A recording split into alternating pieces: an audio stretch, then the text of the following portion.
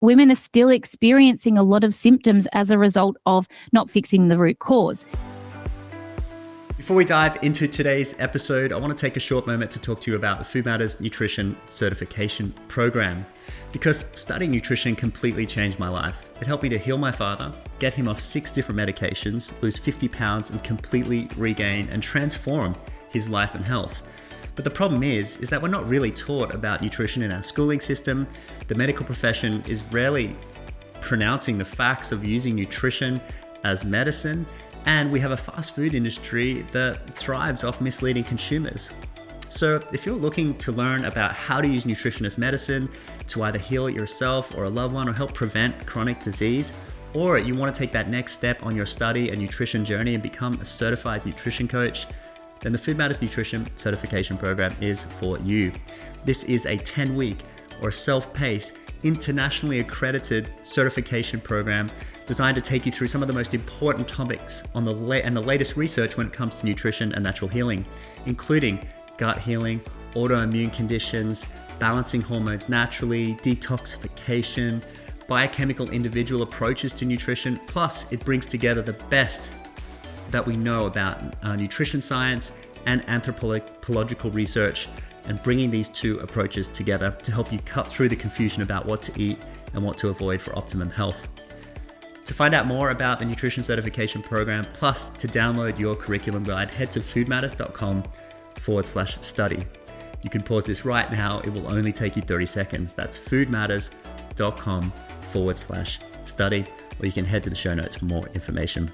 Have a beautiful day. Hey, Nat. So great to have you here. Thanks so much for joining me for this discussion. First off, hormones. This is such a confusing topic. I remember when I first interviewed Dr. Christine Northrup for Hungry for Change back in the day, it was already confusing to me then. Here I am sort of 10 or 12 years later. It's still sort of confusing. What are they and why are they so important for women? And how can people understand them a little bit more easily? Yeah. I mean, thank you for having me, first and foremost. It's interesting because I think we're really good as women, especially, and men, talking to their female friends or loved ones. We blame it on our hormones all the time. It's like, I'm just so hormonal, but I don't think we actually know what that means. I think it's a situation where it sounds really good at the time. And obviously hormones are chemical messages and they dictate how our body works and plays out. And some of the hormones we can actually persuade, and others that we can't. We can't necessarily, in the grand scheme of things, we can't change the hormones necessarily in the moment when it comes to our menstrual cycles. But we can change, say, after a workout, our hormones change. We can do things to influence our dopamine or our serotonin. But when it comes to the more intricate, I would say, hormones like your estrogen, your progesterone, your testosterone, even your cortisol to a degree, they're the ones, when we're talking about women's health specifically, I'm most interested in 2 groups of hormones, your stress hormones and your sex hormones. And that's because they're so independent or influential on each other. And so I think when we think hormones, I think that's what we actually think, right? We think about hormones being our inner workings as a woman. So, with that in mind, they're so influenced by our environment. And I think that's what we second guess constantly. It's like, how is this happening to me? When we see shifts in our hormones and we're saying I am all hormonal, we don't think about the bigger picture. We just think about in the moment, why is my body doing this to me? And so I think it's important to have a basic understanding. And once you do understand how your hormones play out as a woman each month, if you're not suppressing them with birth control, it's not that hard and it's not that overwhelming and it's not that scary. It's just really a matter of understanding how they work. And like anything in life, once you understand it, it's kind of like, oh, okay, it's not a big deal at all. Well, let's hope it becomes not a big deal for some people listening here. Let's start with some of the sexual hormones, in particular, like PMS. There's some women really struggle with PMS. Others seem to be okay with that. How can people improve their PMS pain if they're suffering a lot on a monthly basis? And what are some general recommendations that you have around this? Yeah, sure. I mean, we experience as women, it's really normal and common to experience changes in how we feel in the lead up to the period time. I don't think that's revolutionary to any woman. Will be able to tell you that generally the days leading up to the period, we can feel different. Let it be known that we are different every single day of our cycle. So how we felt yesterday and how we might feel tomorrow can actually be polar ends of the scale. And that a lot of women don't even realize that these changes that are happening. So, and if you're listening to this and it's the first time you're hearing, the amount of women that will say to me, I'm so embarrassed to say I don't understand ovulation or I don't understand the peak hormone events. You're not alone, especially if you have been on birth control. There's absolutely no way you could know any of this until you've transitioned off it and your hormones are actually playing out that symphony. So PMS and more recently, we're talking about PMDD as well, where women are seeing symptoms that can start as early as ovulation right through to when the period arrives again. And fundamentally, what's happening here is that there is not enough progesterone to support that second part of the cycle. So if you're starting to feel any symptoms in the lead up, whether it's headaches, mood swings, pain, insomnia, night sweats, you name it, anything in that second part of the cycle that is repeated every cycle. So this is how we know if it's hormonal. If it's cyclic, right? Every month, 1 week before the period, I feel X, Y, and Z. Or every month at ovulation, I feel X, Y, and Z. That's how we know it's hormonal. It's cyclic. When we start to feel these symptoms, it is absolutely a direct result of progesterone. Where we fall short here is in our Western brain goes, oh, well, we'll just supplement progesterone, right? But it's not actually figuring out why progesterone is low. And if we don't figure out why progesterone is low, then you're only ever going to be chasing symptoms. But also, you're probably not going to be addressing all symptoms because progesterone is also a result of other influences on other hormones, which is, I understand, can feel really overwhelming. However, what I feel and I see repetitively is that we're really missing the mark when it comes to women's hormones because of this idea of supplementing. It doesn't do justice to the whole cycle and therefore seeing a lot of symptoms as a result of not fixing the root cause. Some would say that the progesterone is the root cause, and it's not. It's usually low because of one of two things: cortisol being too high and robbing from progesterone, or our estrogen levels not being happy. And that can be that they might be either there might be too much estrogen or there might not be enough estrogen. And so looking at the clues that our body gives us each month allows us to actually go down a little bit of a rabbit hole and figure out, well, what's actually going on here? Why is my progesterone low? And knowing that if we actually speak to that, we start to treat a lot of these symptoms. I do want to say it's really normal in the lead up to the period to have a couple of days where you feel maybe a little bit more hungry and maybe a little bit more tired. And when I say that to women and they're like, what, that's it? I'm like, that's kind of it. That's actually where the complexity of the symptom should lie. Women are really confronted by that because these issues that we're seeing are a direct result of our modern lifestyle. And nobody likes to hear that, but they really are so influenced by what we do on the daily. And I don't think we make that connection. I think we can make a connection of saying, I'm tired, therefore I have a headache, or I'm dehydrated, therefore I have a headache. But when it comes to the big drivers of hormone imbalance, mainly being stress, most of us have adopted stress to be just part of what we do. And if I say to women, how do you answer this question? How stressed are you? The most common answer is, I cope fine. I cope fine with stress. Yeah. And that's not even answering the question. So it's really important that we start to put together the pieces that our hormones are influenced by what we do on the daily. And if we're repeating the process day in and day out of our cortisol levels being higher than they need to be, and same with adrenaline, and our body is fueled by cortisol and adrenaline, it's a coping mechanism that your hormones aren't going to be in balance. That's your body doing exactly what it's supposed to do under the circumstances. And so we really need to use our symptoms as clues to dive deeper into what is actually happening here and what are the steps I really do need to put into place so that I can actually live my life and not have to live half of my cycle, which a lot of women do, with horrible symptoms, meaning only 50% of the time do you feel good. And then for some of these women, they've got period pain. So that takes another week out. So they get 1 week a month where they feel normal. Yeah, it's pretty wild. And I think your philosophy or this concept of trying to allow the body to be unimpeded as much as possible so that it can speak to you clearly. And then from that dialogue, you can start to address some of these underlying potential contributing factors. We'll get more into like estrogen and progesterone later in terms of correcting. So I'd like to sort of move towards the PCOS now, polycystic ovarian syndrome. So this poly and endo seem to be very common these days, like more than ever before. And I think like, there's a lot of diseases that are common now. I mean, like diabetes, obesity, heart disease. But then for these type of illnesses, I mean, for women, it's a big challenge. And with poly, what's sort of happening in the body from your perspective? What's driving this?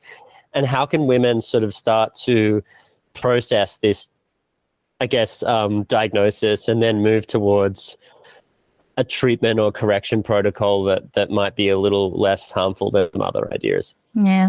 I mean, I think firstly, we have to start to look at the reasons why this is happening and what the solutions might be, because the alternative, when I say alternative, the mainstream treatment is birth control. Again, here we are, it's such a disservice to women to shut down their hormones and then expect that that's where the buck stops. So PCOS and even endo, let's just say both, just as an explanation, you're genetically predisposed. If you are presenting with it, it's in your genes. You can't change the fact that you're genetically predisposed. And I get asked all the time, how can you cure my PCOS? Well, I can't, because it's genetically your blueprint. What we do is we change the environment so that it doesn't become something that your body presents. No different to, I have eczema. As a child, I had horrific eczema, and mum worked out how my lifestyle and nutrition and all the bits and pieces influenced my eczema. And so I lived like 20 years without eczema until I moved away and thought I knew better and ate KFC every day for lunch. And that's no lie, I did. I was like obsessed with the Zinger burger. And my eczema came back tenfold. It was, everywhere. And then I figured out, actually, my lifestyle's changed and tightened the reins and didn't have eczema again for 20 years until more recently after having COVID, it came back again. And so it just goes to show that, and I use eczema as an example because I think we look at something like PCOS or endometriosis and we think it's so serious, whereas something like eczema for most people is kind of less serious. It's annoying, but it's usually not taking over their life. I mean, it can, but in most cases it's not. So, in looking at what we've done there, we've just changed the factors that trigger that to present in my body. No different to PCOS or endometriosis. I mean, the triggers might be different, but genetically you're predisposed, and there's certain things we know that if you're doing can turn that presentation on. That's just your body responding to the environment that it's living in. So PCOS and endo as well, we say around 10% of women are suffering from endometriosis and adenomyosis. I think we should add that in there as well. And we say somewhere between 10 to 20% of women are presenting with PCOS. And then there's a crossover. Some women have both. They are different in terms of what your hormones are doing. And I think that's important to understand. And it's also important to look down the mother line and see where or if there's a history of this as well. Because if there is, it's very likely that you have the predisposition, and there's a chance that that switch can be flicked in your body. When it comes to PCOS, there's definitely a few factors we know, and we also now characterize PCOS based on presenting symptoms. So once upon a time, PCOS was you had to do, you did the correct testing, and then it was a matter of you having, elevated androgens, an ultrasound showing multiple follicles on the ovaries, and some of the other symptoms like facial hair, weight gain, hair loss on the head, acne, missing periods, obviously being a big one, or irregular periods. And if you met those criteria, then you were diagnosed with PCOS. In more recent times, we've discovered that there are different presentations of PCOS. You could have lean PCOS, you could have post-pill PCOS, you could have post-trauma PCOS. So looking at the history allows us to diagnose based on the circumstances and the presentation. Someone with lean PCOS is obviously presenting differently to somebody who has the traditional PCOS. And someone with lean PCOS more than likely has the follicles on the ovaries and has missing periods and has the elevated testosterone, but they're not gaining weight. And there's a few other factors that make it different. So there's a 6 to 7 phenotypes that we look at, and that allows us to really dial in how we would treat each of those presentations differently and appropriately. It's no point treating someone for elevated androgens if they don't have them. That's not going to get the outcome that we want, but it doesn't mean that they don't have PCOS. And this is where I think medically a lot of women aren't diagnosed early enough, is because they're not necessarily presenting with true PCOS or that traditional PCOS. And medicine's still arguing about how we do this to a degree. It's still not clear on why or how. If we look at it from a more of a functional perspective, we can actually piece it together and figure it out. Yes, okay, you're genetically disposed. Then perhaps you've had a trauma, and then all of a sudden your period went missing, and then this has been triggered in your body. And normally with a trauma, there's not just the trauma itself, it's everything else that's associated with that becomes a factor. So, you know, when it comes to PCOS, we need to, I say, fundamentally, we want to look at, okay, how is your body regulating, or what is your insulin doing? What is your blood sugar doing? Because that's a big driver. We know that when we're stimulating the ovaries, when insulin's not being utilized properly, it stimulates the ovaries to make more testosterone, and then we have these presenting symptoms of that more common type of PCOS.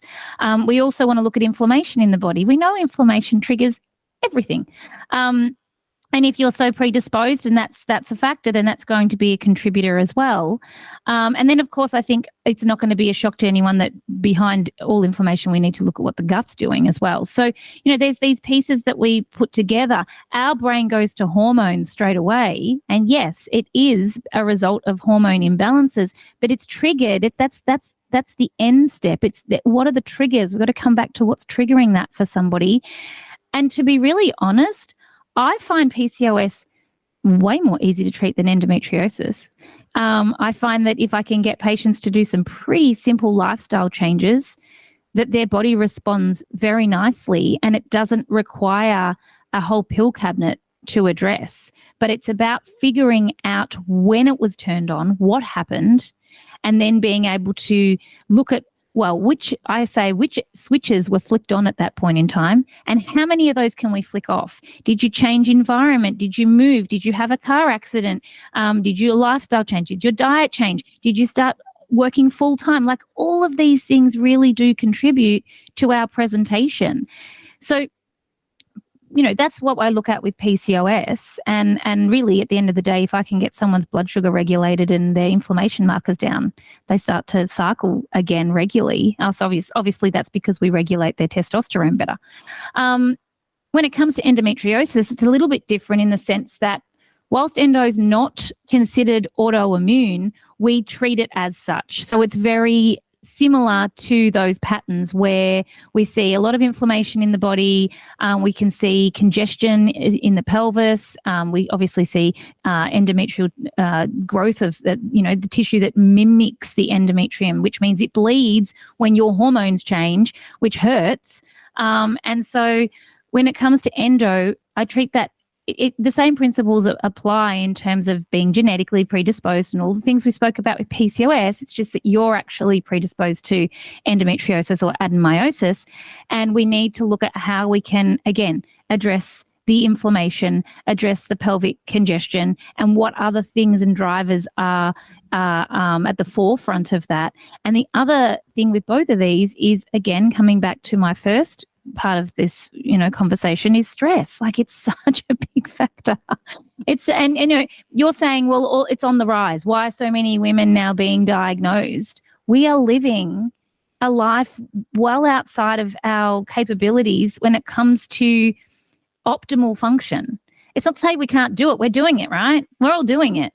But we don't necessarily, we still laugh at the idea of having to meditate, or we still laugh at the idea of needing to drink enough water, or we think it's funny if we don't sleep enough. Even though we know we feel better for doing it, the prioritizing these things, we're still kind of missing the mark on this. So, I apply these principles to all women that come. And, yes, you've got a diagnosis, but I think also at the point of having a diagnosis, it doesn't change the presentation. Your symptoms are never wrong and they never lie, and they are always going to guide you in the right direction, no matter what a test result says. So you covered so many great things there, and you definitely have this very functional approach, which I love. And I think people tend to dismiss some of the simple approaches that you're talking about, but you're singing from a united chorus. You've got Dispenza, Bruce Lipton, Dr. Libby, all saying that stress is the common underlying contributing factor to so much of what we're suffering from today because of how it downregulates the immune system. But then, especially when we're talking about PCOS and endo, these are hormonal issues, and stress in the body is a hormone. So, this is a really, really powerful connection. So let's talk to stress, let's talk to blood sugar levels, and let's talk to inflammation a little bit more as these three individual drivers. And maybe let's speak to individually some uncommon ways that people might be contributing to stress or inflammation or high sugar levels, because I think people think, I'm okay. But really, when you look at their life, you're like, no, you're not. Okay. So could you help highlight this for me and those listening a little more? Yeah, absolutely. I think it's interesting because, and Christine Northrup speaks to this in her book, Energy Vampires. And I do want to highlight this part of it because I can come in and fix someone physically, and I know that they will be better within a 3-month time frame. But if we don't address the driver, which is always some type of stress factor, they will be back where they started from 3 or 4 months later. I've seen it 1,000 times. And so stress, I think we look at stress as being, I'm busy or I'm overextended. I've overcommitted. I'm burning the candle at both ends and I feel overwhelmed, I would say, is the word that women identify with. I'm overwhelmed. But we haven't considered that stress could be the environment that we're living in. It could be a cluttered, messy house. It could be a relationship, not even with someone that we're actually close with, but somebody that triggers us constantly. Stress could be, the food we're eating. I don't think that's revolutionary. It could be how many hours sleep we're getting a night. There's so many of these contributing factors. But I do feel like the biggest factor is our mental and emotional health. And that's the part that's the hardest to get right. And this is the person that says, but I do everything that you tell me to do, Nat. I eat well. I've reduced inflammatory foods. I've increased my fiber. I'm very big on fiber, and I'd love to talk about that because that is a game changer. I'm sleeping more. I'm moving my body. I'm doing everything, and it's not getting any better. And it's because there is usually some type of, whether it's recent and current, or whether it's a trauma that's happened at some point, or there's a person that's triggering that constantly, and that seems to keep us in this perpetual state. Also, obviously, you and I know our mindset plays a huge role. If we constantly wake up and embody endometriosis every day, even though you're doing everything to address endometriosis, it's never going to get any better. It's not going to change. So I think the other part of this is we are so conditioned to look for every part that's not working that we actually lose sight of what is working. And if I can get patients to start to focus on where the wins are, and we can start to snowball this, life just gets better. And it doesn't matter. The symptoms that are still there don't matter, because the focus being on health and well-being and what you're creating eventually outweighs the illness and the parts that are diseased. So that's the part that I think is missing. That's the biggest contributor to the inflammation, to the blood sugar, to the, that's the core of it. And I think that's the part that we're missing, and it's the hardest part. But I can say that if we get the physical boxes ticked, it's much easier to deal with this mental side of it and this emotional side of it, because you've broken the chain, you've broken the overwhelm. And one of the biggest things I say to patients is, I just need you today to be able to check in and bring to the forefront of your mind when you actually are feeling overwhelmed. I don't need you to do anything other than that, because if you're unconsciously overwhelmed, I can't do anything with that. You can't do anything with that. We have to get conscious to be able to do something with it.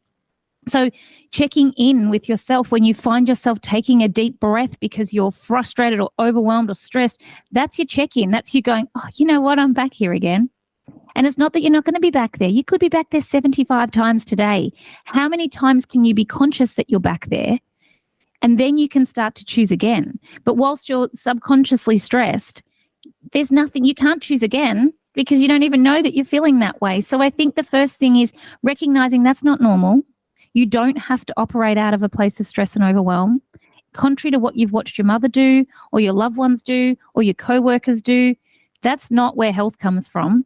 And what if you could be curious enough to see if there's another way that you could go about your day that didn't involve you being overextended, that didn't involve you triggering your cortisol 75 times, that actually kept things down? I could promise you you can absolutely do it. It's just that no one's ever showed you that way before. You've never thought about it because you're mimicking your habits based on what you're seeing everybody else do.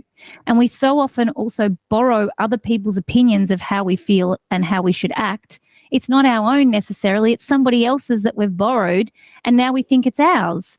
So checking in with that as well. One of the things that I get told all the time, Nat, you're so busy. And I'm like, but am I? and it's Nat, everybody else. I have a reframe for it. I stopped using the word busy about 5 years ago, and I changed it to productive. Right. But here's the thing, to that point, people say to me all the time, now whether my life looks busy or whatever on the outside in, it probably does. But in my mind, I get to do a lot of things. I didn't just wake up one day and have all the things. It's been a process. But for, say, my loved ones that look at me and go, oh my gosh, you are so busy, I can take that opinion and start to embody that opinion, and it starts to become my daily life. Or I can be aware enough and go, but am I? I'm actually not. That's just your opinion. I'm actually more than some days I don't actually do much at all. It might look really busy, or maybe it is busy. I don't know, but I get to actually decide then and there, not based on what someone else is telling me, and really just sitting with my life, what I want to create, and what I want that to look like. So, there's all of these stresses we're being constantly fed all the time. And to your point, yes, they trigger inflammation. Actually, fundamentally, I would say, here's what happens. When you're stressed or overwhelmed, you can't digest and be stressed at the same time. Your body's not designed to do that. We know this. This is not revolutionary, but let's just think about it slightly different. But let's say that you are not eating well and you're stressed at the same time. So you're triggering your blood sugar's responding to that. When you spike your blood sugar, then you actually trigger inflammation in the body. When you trigger inflammation in the body, then you upset your sex hormones. That's fundamentally what's happening. So this is where I say to patients, there's two things that I want them to do. I want them to take a deep breath before they eat, five diaphragmatic breaths preferably. What's that going to do? It's going to take us hopefully out of fight or flight and into rest and digest. So at least we can digest. We're going to introduce fiber, and if you've seen any of the Glucose Goddesses work, I've actually had the privilege of experimenting with that with hundreds of patients, if not thousands. Holy moly, if everybody actually just implemented fiber at the beginning of a meal to regulate their blood sugar, therefore they're not triggering inflammation and they're not triggering a hormone situation where they're spiking their estrogen more than anything, I wouldn't have a job anymore. Whoa. But I have constantly talked about fiber for years, but now putting it at the beginning of a meal to regulate the blood sugar has been an absolute game changer for, I would say, every patient that's actually done it has come back and said, could it really be? My sleep's better, my cycle's better, my clarity's better, I'm not crashing in the afternoon because we've regulated blood sugar. And as we've already discovered, blood sugar and inflammation are two key things when it comes to PCOS and endometriosis and adenomyosis. Could it be that simple, James? Whoa, I love this. So big. So Glucose Goddess, I love she's bringing awareness to this. Fiber was like so big in the 90s. Like it was low fat in the 80s and it was fiber in the 90s. Remember Metamucil, I'm regular. Right. But can I speak to this? Because everyone rolls their eyes when you say you just need to eat more fiber. Let's just think about why. Fiber is generally a prebiotic, so it feeds the good gut bacteria, right?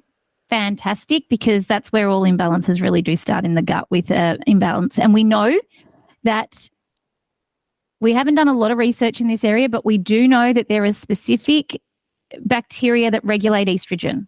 And if you don't have them, that's the first missing step in regulating your hormones and your estrogen levels. We can talk to that in a minute. So we're going to feed the good gut bacteria. It's also a binder. The fiber is the binder that allows anything that we need to eliminate to be shipped out of the body. If you don't have the binder, how the heck is it going to get out? You have to have the binder to get out the excess hormones. So again, if you've got too much estrogen in your body and you're not moving your bowels daily, that estrogen sits in the bowel and gets reabsorbed and then back into your system again. You must have the binder to get out the estrogen. So it acts as a prebiotic, it acts as a binder, and it obviously helps to move things through the gut as well as regulating blood sugar at the same time. It's such a win. There's so many reasons why fiber isn't just so you go to the toilet. It's actually so much more than just moving your bowels. But it's the one thing I would say we've somehow moved away from, and we don't get enough of it. And probably because we were all tortured in the 90s that we needed more of it. I know. Metamucil. Then there was an upgrade to Metamucil, which was like the psyllium husk, right? But let's talk about different types of fiber, which ones you think are the best and not. And obviously there's fiber in just about every plant product. And I'm super happy that there's more awareness coming to this, not only from a prebiotic perspective, like you said, but I think it's Dr. Will Bulshevich as well. He's speaking a lot to this and bringing it back. Let's bring fiber back. I feel like we need to make a t-shirt, you know? So what are the good types of fiber that people can be eating and when to eat them? Like, let's get specific, like you said, before anything else. So speak to me a little bit more about this. So, I mean, it is introducing it at the first thing that you eat, whether that's, a minute before your meal or an hour. It doesn't seem to matter so long as it's within an hour before a meal for the benefit of blood sugar. It could look like a handful of almonds or maybe some raspberries at breakfast. That's what I tend to say to patients. Almonds are super easy for people to grab 3 or 4 of. But it could also be some leftover veggies from the night before. It could be a carrot, it could be an apple. Doesn't really, don't get in too worried about what, it's just doing it. Also, the glucose goddess talks a lot about a green salad before a meal. It's just the order of which you eat it in. And if you really want to get specific, then it should be protein and then it should be carbohydrate. But I don't really go down that rabbit hole with patients because what I want to do with every patient is give them something quick and easy that they can do that I know is going to have a dramatic impact. Therefore, I've won their trust and they're going to then keep on going. That's really important. So, to this point also, I created a product called the Balancing Cleanse Shake a few years ago now, and it was because I was saying to patients, please, for the love of God, mix together psyllium, slippery elm, chia, and flax. It's going to do amazing things for your hormones, it's going to do amazing things for your liver, it's going to do amazing things for your bowels, it's going to do amazing things for your gut. Like, let's go. And not a single patient did it. So I was like, right, let's source these materials and let's make it ourselves and we'll retail it. It's been a number 1 selling product. I cannot tell you. I mean, it is the most simple thing ever, yet we just want to make it easy, don't we?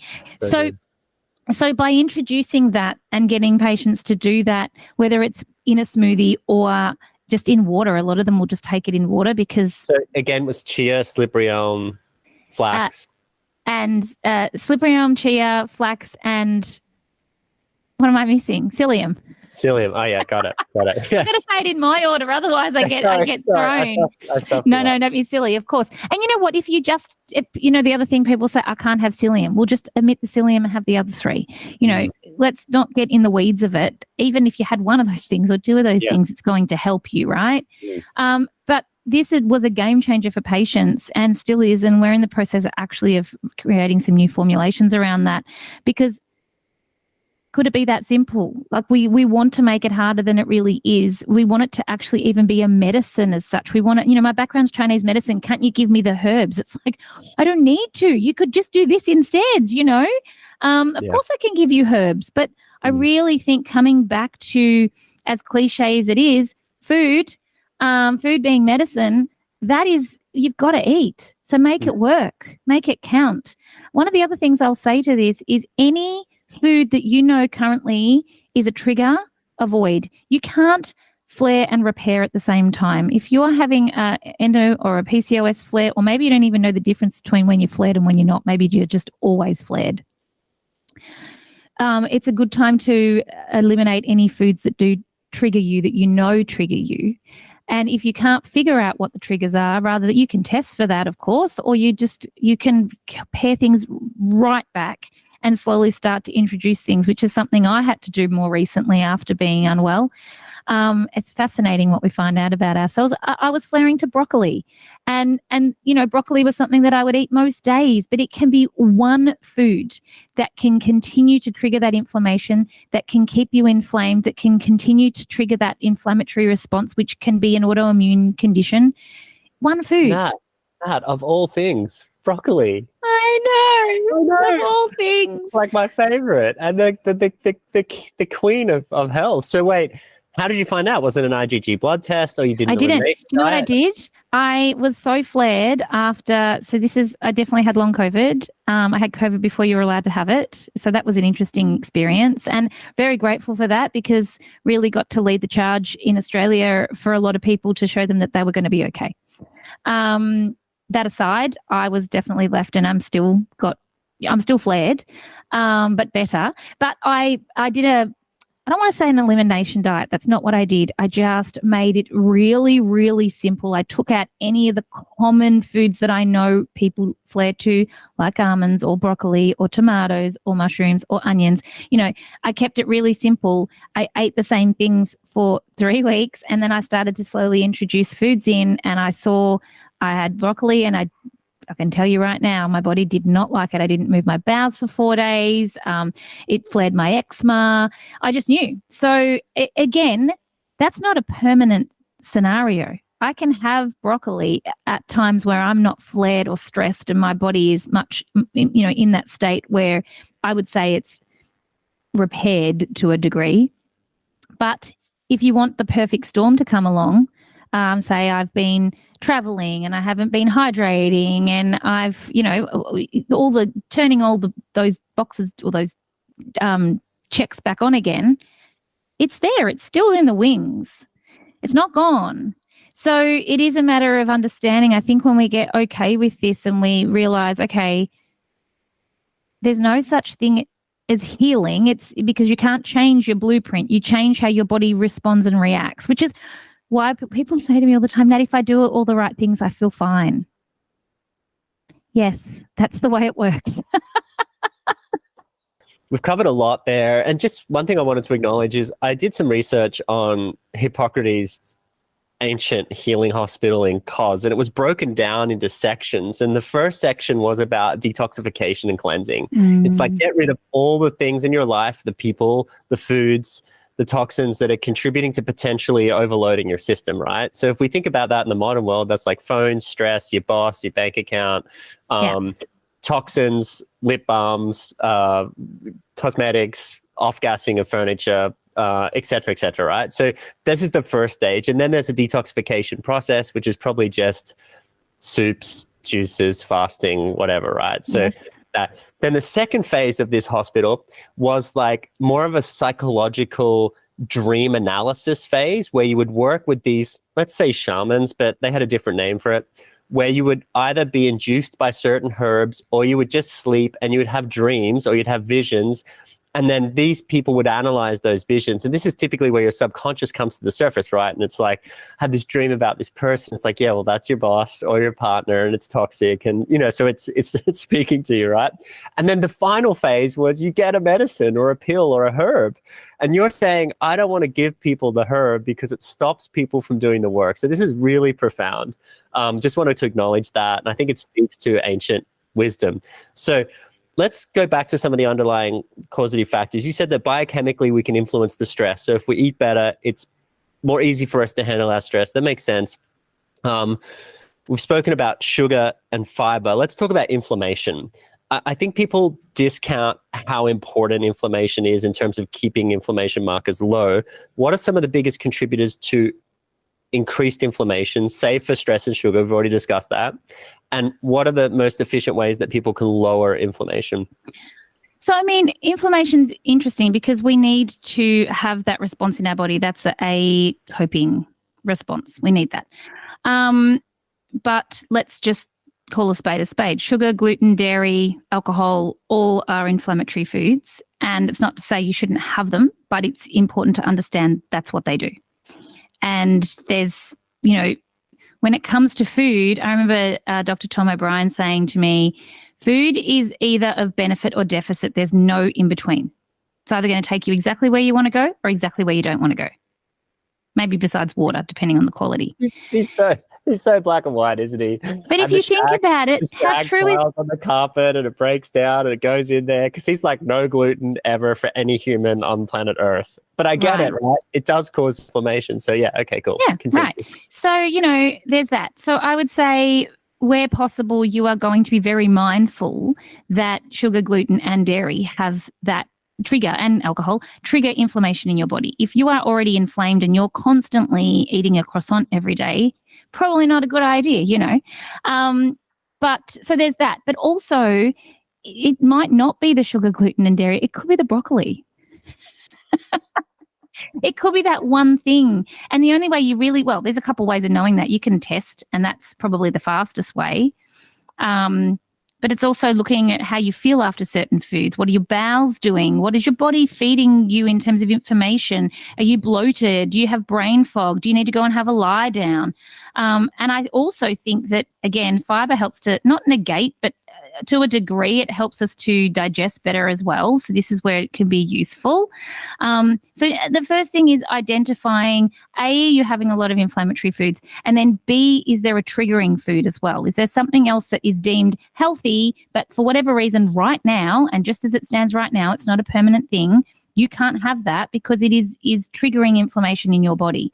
The second part of that, obviously, is what does the actual what's the gut integrity actually look like? Have you upset your gut with high stress and a poor diet and not sleeping enough and, basically done everything you could to damage it? Medications is another thing as well that we haven't really touched on, and stress. So these things all wear away and compromise the integrity of the gut. We have to be constantly focused on how can we make sure that my gut is performing, because it is your immune center, it is your emotion center, it basically dictates everything. So that obviously is a big factor when it comes to, again, inflammation as well, because you might have overgrowth of a certain gut bacteria and not enough of another gut bacteria, say when it comes to hormones especially, that's going to contribute. It's interesting, we don't know loads about the types of bacteria in the gut that exists that help us regulate hormones. We know about estrobolome, and we found out about that because we researched breast cancer positive women that were positive to estrogen receptive breast cancer. They found all lacked this certain strain of gut bacteria. It's true if it's true for one, it's likely true for many, right? It's not just exclusive to estrogen regulation.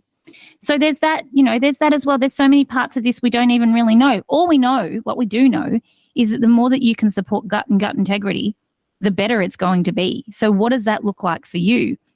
And I think also looking at our genetic history is very important. Where are we from? What that also allows us to work out how we best nourish our bodies. I'm of different descent to you. What my body might need in terms of nourishment is going to actually vary. And looking down again, that family line can really give us some nice clues. None of this is hard. We make it really hard because I think we don't like the simple solutions. We really don't like the simple solutions. I'm totally convinced that, and again, because we want the pill to fix it. So, I think we have to look at all of these little facets, but at the same time, you don't have to do it all at once. Just start with 2 or 3 things that we know are going to move the needle and start to feel better, and then be encouraged to do more. And things become easier when you do that. If you had have asked me, I've been forced to meditate because I know A, it's fantastic for me, but B, my body was actually at a point where it's like, okay, I'm on that. Seriously now. You can't resist this any longer. And life changed. You know what I mean? So it's just the little things, and you'll do things when you're ready to do them. Love that. I love that. David Wolf spoke about this concept many years ago when I first interviewed him. He said, don't focus on taking things out of your diet, just add the good things in. 100%. And also, if I tell you that you're not allowed to have whatever it is that your vice is, you're going to want it more. So just also by sheer real estate, like let's look at what's happening and how we can. I'm not a practitioner that comes in and is of the opinion we should clear things out to rebuild. I think that's actually a really dangerous approach. I want to encourage your body knows how to recover in the right environment. It's about you creating the environment for it to do that in. And that sometimes actually is just giving it the space to do that. And that's what this is doing when you're removing the noise, when you're removing the inflammatory foods, or you're removing whatever the triggers are. You're continuing to create an environment that can heal or recover. Let's call it recover. That can recover simply because you've given it the space to recover, rather than putting more things in. It's actually maybe about unpacking and taking some things out. Powerful, very powerful. I love it. So let's talk about add-ins from an inflammation perspective. Everyone knows turmeric and black pepper and all this sort of stuff, but okay, is turmeric on the top of your list? What other additions? So on the fiber side, you're like chia, flax, slippery elm, psyllium, right? I think I got the list right. Totally, yes. But even then, I mean... Then on the inflammation side, or anti-inflammatory side, like what are your top anti-inflammatory sort of foods or recommendations or herbs? Yeah, I mean, I think a lot of those that you've just mentioned are fantastic. I don't think we can deny that ginger, turmeric, garlic, if you can have it, cumin, quercetin, all these excellent anti-inflam foods.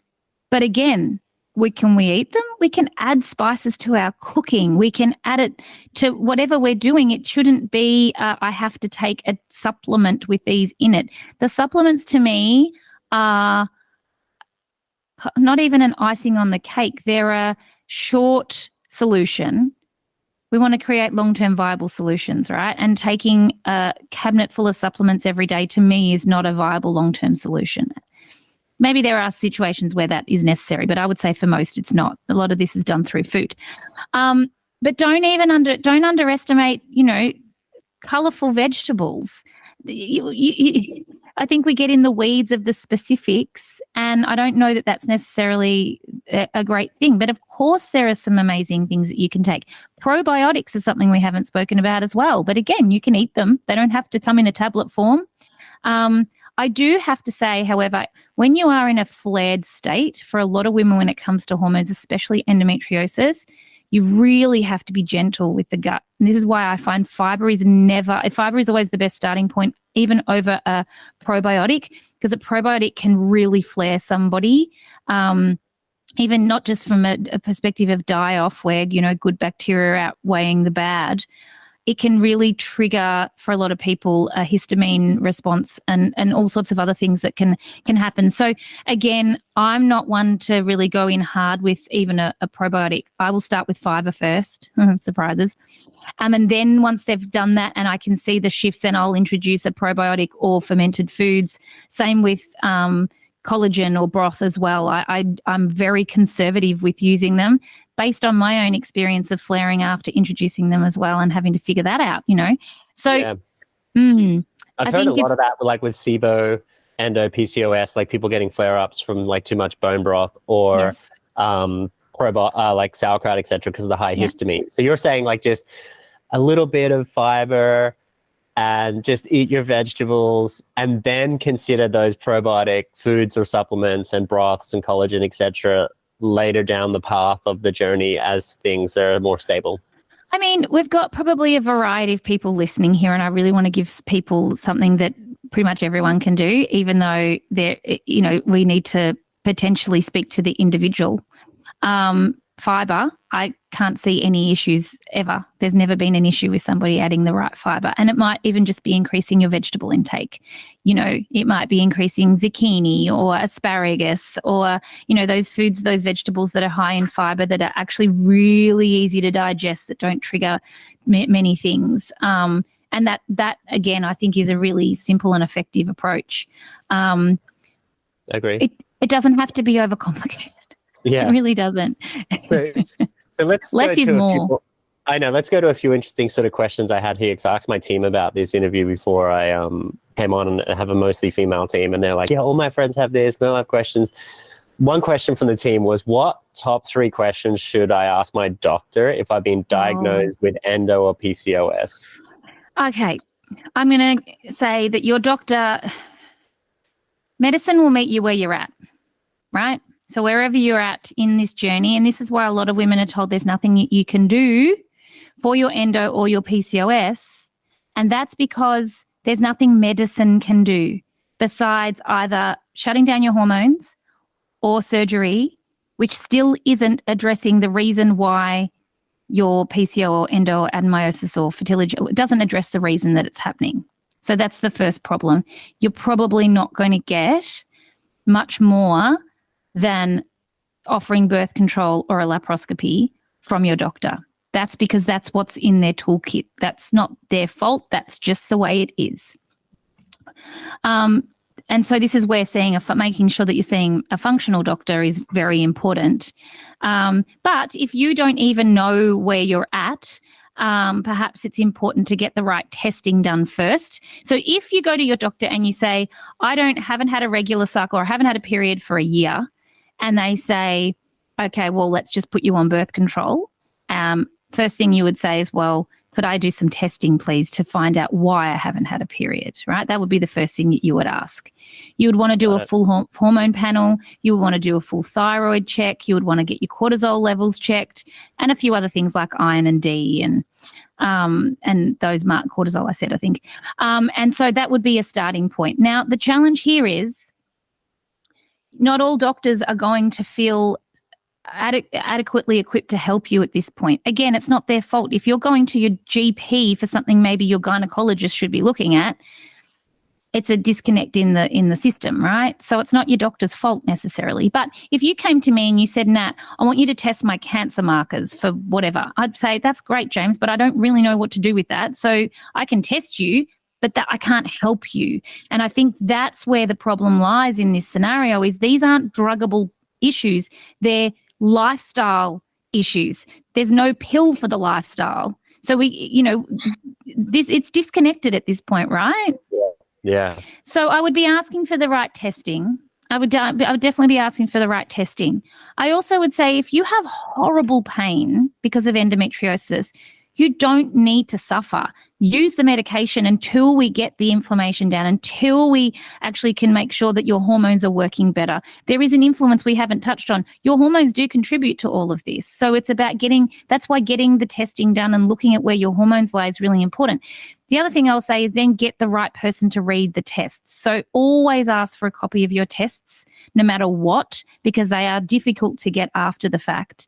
And then get the right pair of eyes to read. Hormones tests aren't hard to read. The problem is that, well, there's a fundamental problem in the system as well. Your doctor will send you to the pathology lab. The pathology lab will create a report based on what they see. Those reference ranges are based on the pathology lab makes those reference ranges up, right? So also, how many healthy people are going to get their hormones checked or their thyroid checked? So the reference ranges are skewed already based on illness. So and true. If you're So right. True. And same with like vitamins and minerals, like recommended dietary allowance. That's just to stop you getting a disease of deficiency. That doesn't mean you're healthy. Right. So with that in mind, I think it's important that you see somebody who knows how to look at the tests and say, okay, here's where you want to be optimally in the range. The other challenge is your hormones are always changing. Your doctors might tell you it's no point testing them because they change all the time. If your doctor says that, please run and find another doctor. You should be testing hormones on day 21. That's when we can actually capture progesterone, and we want to see what your progesterone's doing, and that's really important. And then looking based on your cycle, I would actually, if this was me now, I'd have these tests now that you've gone and done them, and I would look at them and work out, okay, where are you in your cycle? What are your symptoms telling us? And then piece it all together. One doesn't trump over the other. Symptoms are real. They never made up. You feel how you feel, and if someone's discounting that or gaslighting you around that, then find another professional again. So, if you go to your doctor, you're going to ask for testing. and you're going to ask for a copy of the tests, and you're going to allow them to decipher the tests and listen to what they've got to say. But if their solution requires synthetic hormones or surgery, then I would say you're going to take those tests and find somebody that can read them from a functional perspective to help to lead you back to your body working properly, because that's how we overcome these conditions. Surgery for endometriosis isn't necessarily wrong. It just removes evidence of the problem. It's not treating the triggers. And one other thing I didn't say to endometriosis before when it comes to hormones is it is fed by estrogen. It's not caused by estrogen, but it's fed by estrogen. And so we have to get our estrogen regulated when it comes to endo and adenomyosis to treat or to help us to actually overcome or manage the endo. Whilst the feed is still there, it's going to continue to be an issue. So these are the things you want to look at in your tests and also in your signs and symptoms. If you're listening and you're like, nah, okay, there's a lot of information. How do I know what my estrogen's doing? More estrogen, more lining, more bleeding, heavy period. Less estrogen, less lining, light period. It's as simple as that. What is your estrogen doing is generally dictated by the flow of your period. Got it. Love that. Quick tip. So a couple of quick things here as we sort of wrap here. There's just so much information shared. Thank you. Your wealth of knowledge on this topic.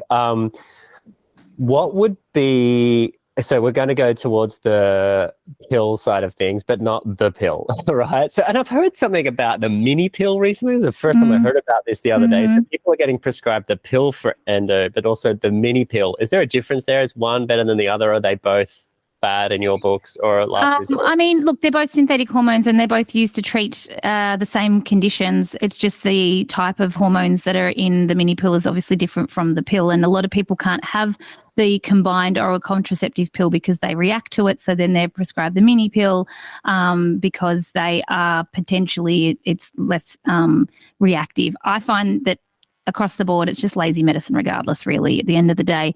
And if you are shutting down your hormones, there's a fundamental issue with that and that alone.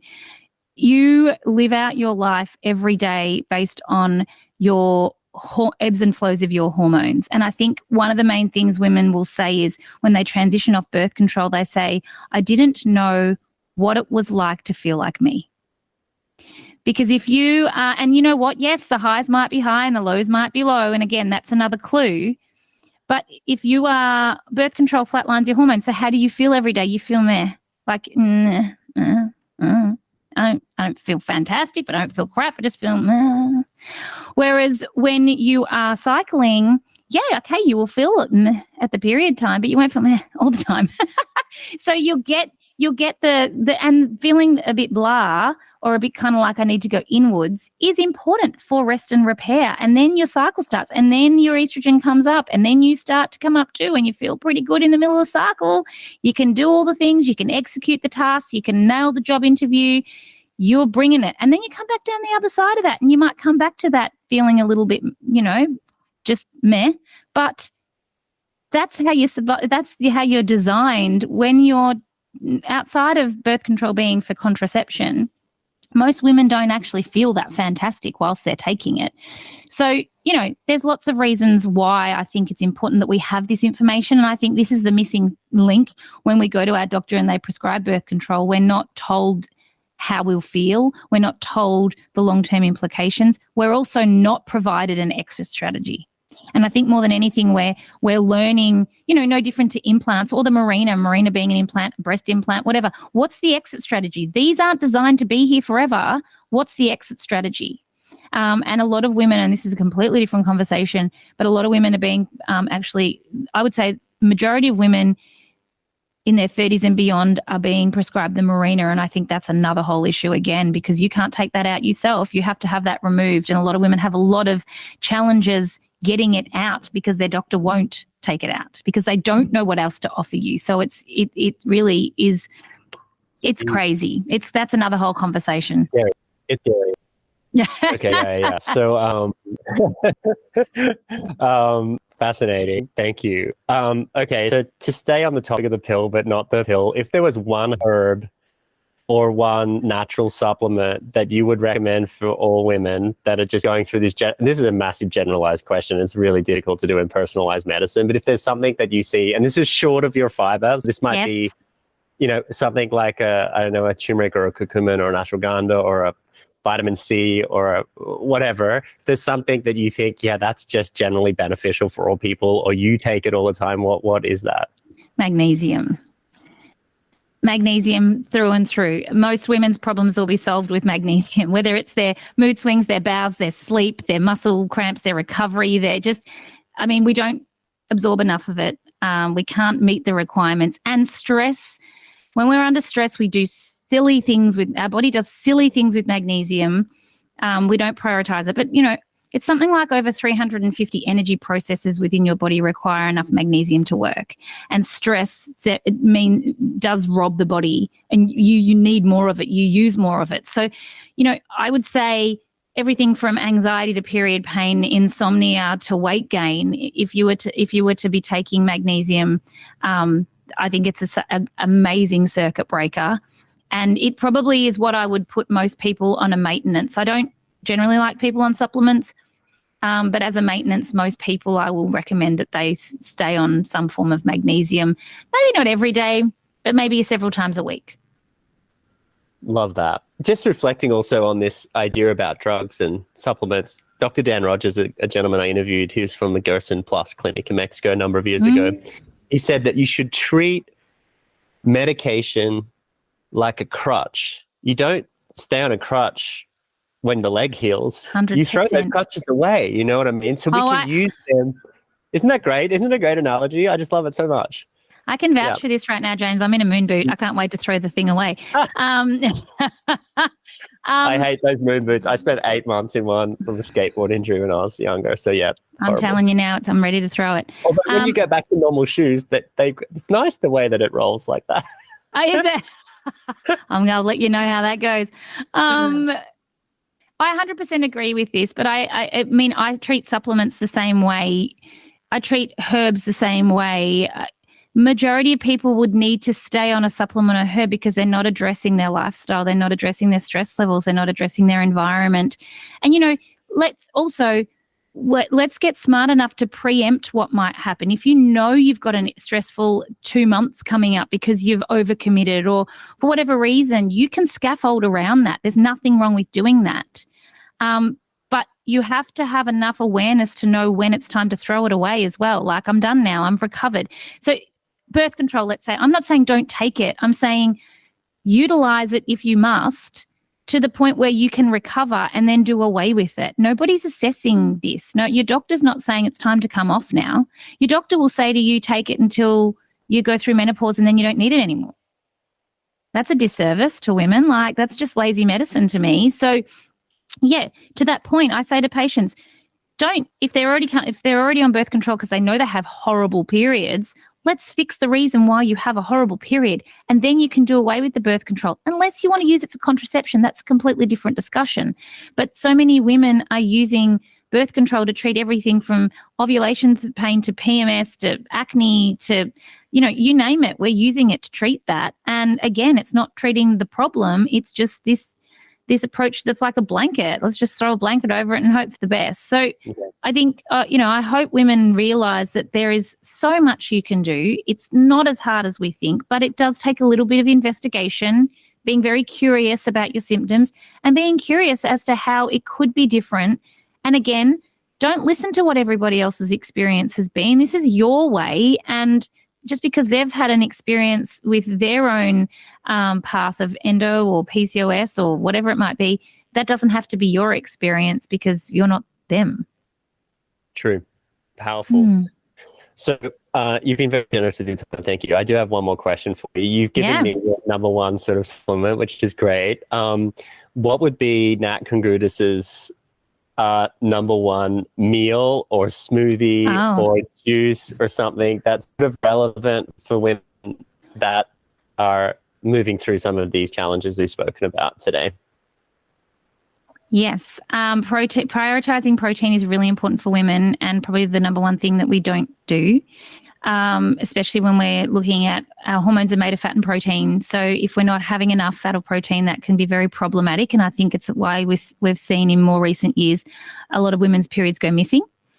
So my ideal meal for a patient would be some form of protein, whatever your choice might be. For me personally, it's probably a good steak, and some really easily digested vegetables. Like I said, the zucchini, the asparagus, maybe a side salad, just with greens. Obviously, the more colourful you can make things, the better. And no one's ever going to argue with you there. But if you were saying what would be a general go-to, it's like easily digested. When it comes to the veggies and the plants need to be easily digested, which often means cooking them. We disable a lot of the problematic factors for women by cooking, especially veggies.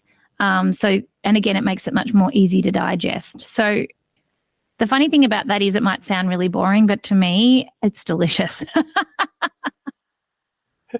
And so like a vegan version would be a tempeh, or are you anti-soy, or that's fermented? No, I'm not anti-soy, but if somebody is estrogen dominant, then it can be quite problematic. Sure. So the issue I think with soy is it is not supposed to be a meal replacement. It's supposed to be just, it's not supposed to replace everything. If I was to look at, I think good vegans do a good job at being able to put together what that would look like, whether you would have more beans or lentils or those sorts of things, again, properly cooked, and really identifying how you feel when you eat that as well. I find that for me, I have to make sure that these foods are really well cooked. Otherwise, I feel very unwell. So that means like soaking and sort of sprouting and then cooking them properly. Yeah, I get you. Yes, definitely. So, so looking at how you can bring in, but again, I think we can use nuts and seeds as long as they're made in the right way. Obviously, like I said, beans. You can, of course, implement any tofu, especially if it's fermented, is going to be the next level up from there. But yeah, that's what I would be looking at. Where can I make sure that there's protein in this meal? Great. I love it. And then adding in your flax, chia, slippery elm, psyllium. The easiest way to do that is in a smoothie, isn't it? Really? Yeah, the easiest way. But also, don't underestimate a good soup. You can mix these things in. If you were to make, if I was to make a beautiful pumpkin and coconut milk soup, let's say, I would actually mix these things into that as well. Oh, I love that. Okay, let's do a pumpkin soup together here. So cook up some pumpkin. Oh, no, you're going to roast it. You're going to roast the pumpkin. Yeah, it's going to go next level when you roast it. Exactly. Sorry, you're correct. Roasted pumpkin, then coconut milk, and then some fresh ginger and turmeric grated into there. Yeah. Maybe some cumin. Yeah. And then you add in chia, slippery elm, flax. Yes. And do you blend them up like in a coffee blend? Yeah. You want to blend it. And it'll make it nice and thick and delicious. And Bob's your uncle, as they say. And you're going to top it with, and you're going to top it with a little bit of chili in my book. Oh, so the vasodilation to help it get in there, right? Yeah. So good. So delicious. Good. I made that on the weekend and I will eat it for a couple of days. So that's a delicious scenario. And again, nuts and seeds, but the coconut milk gives you also the good fats as well. So yeah. So good. Beautiful. Thanks so much for your time, Nat. So great to connect. You're such a wealth of knowledge, and I'm going to make sure I share with people where they can follow you. But I love following you on Instagram too, so make sure to check her out there, and really appreciate your advice and the work you're doing for women around the world. It's super powerful. Awesome, James. Thank you so much. For everything that we've mentioned in today's episode, you can check out the show notes. There will be links and information there for you. And before I go, I just wanted to say thank you so much for taking the time to invest in yourself and be here for this podcast. If there's anybody that you can think of who could benefit from this information, please make sure to share it with them. We believe in the power of life-changing information, and it's especially powerful when it's shared from a trusted source. And Finally, if you could leave us a comment or make sure to subscribe to the podcast, we would greatly appreciate that. It helps us continue to bring you this life-changing information, and make sure that you get all future podcast updates sent to you. Have a beautiful day, and thank you once again.